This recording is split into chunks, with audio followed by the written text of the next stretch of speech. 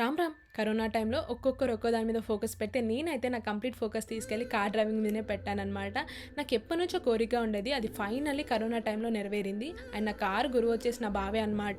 తనే నాకు చాలా పర్ఫెక్ట్గా నేర్పించాడు. నేనైతే ఎప్పుడు కానీ ఏ స్కూల్ కానీ వెళ్ళింది లేదు, నా బావ దగ్గరే నేర్చేసుకున్నాను. ఫస్ట్ టైం అయితే నాకు ఘాట్ రోడ్లో నేర్పించాడు. అలాగైతే మనం ఎక్కడున్నా కూడా కార్ డ్రైవింగ్ పర్ఫెక్ట్గా చేస్తామని చెప్పేసి నేనైతే ఎల్బోర్డ్ అనేది కూడా పెట్టుకునేది అయితే ఎప్పటికీ లేదనమాట. అంత పర్ఫెక్ట్గా నేర్పించాడు నాకు. నేనైతే ఇప్పుడు ఇక్కడ సీట్ బెల్ట్ పెట్టేసుకొని ఇంక వెళ్దామా అని చెప్పేసి అంటున్నాను.